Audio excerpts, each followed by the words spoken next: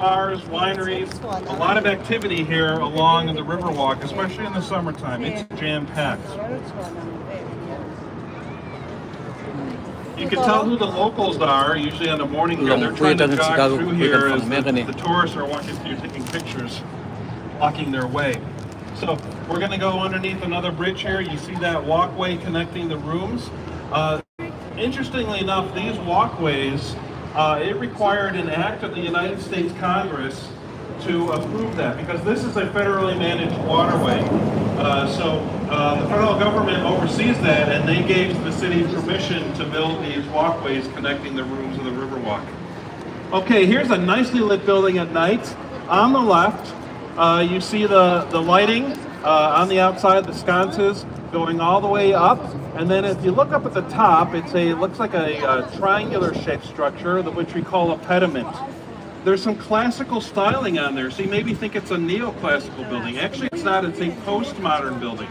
Much newer. It's from 1992, 77 West Wacker, designed by Ricardo Bofill, a Spanish Catalonian architect. So postmodernism came after modernism.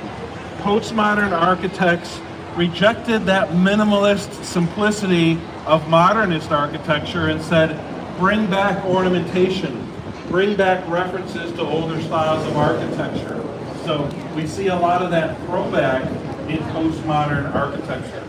Now this next section of the Riverwalk, each of these sections are called rooms. They have a different name or a different theme. I don't have them all memorized, but I know this one is called the River Theater. Kind of a terraced area, a great place to sit and people watch.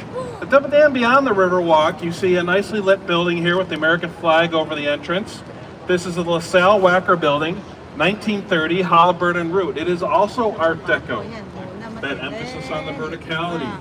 But also notice that shape. It looks like a big chair or throne. That's because the building is complying with zoning ordinance that was passed in 1923 in Chicago that mandated a building, as it got taller, it had to be set back from the property line.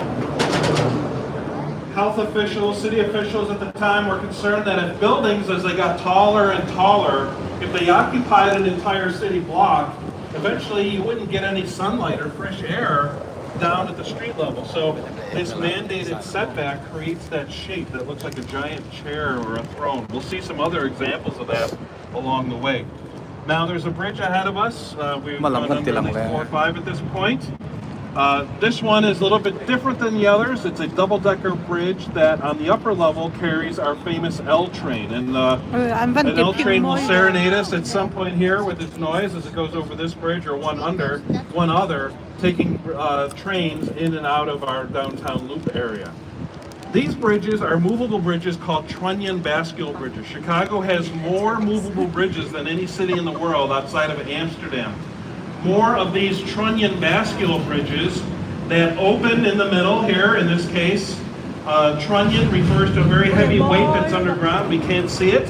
Bascule refers to the teeter-totter motion as the two leaves of the bridge are lowered, raised, and lowered. Bascule is French for teeter-totter.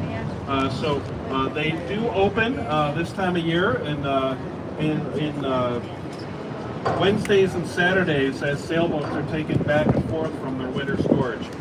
Now on the left, we are approaching the confluence of the river. So there's a building on the left way after we get past this bridge here. You can notice it has a curved exterior. So ahead of us is the confluence of the river, where the Chicago River, and there it is behind us, one of our L trains. We'll get a photo up, a better shot at it, I'm sure, later on. But you can hear them very loud.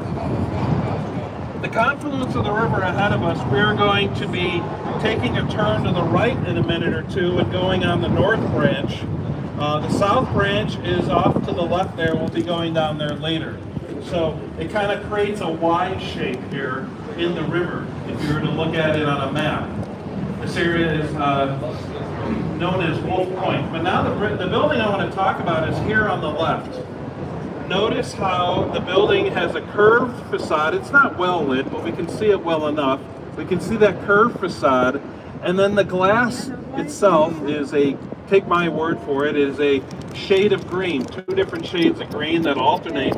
So the curvature of the building matches the curvature of the river here. The shades of green in the windows also match the different shades of green you may see in the different branches of the river. And also notice when we go by how the lights kind of have a shimmering effect.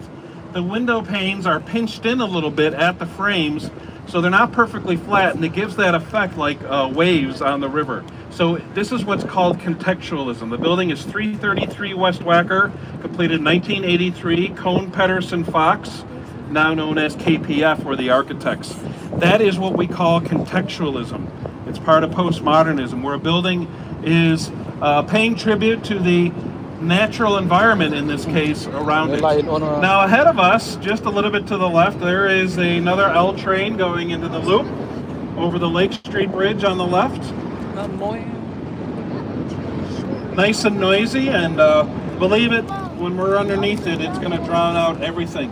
But this building here, now on our left, notice the parabolic arch touching the ground. And then there is another one corresponding at the top near the roof line. This is called River Point.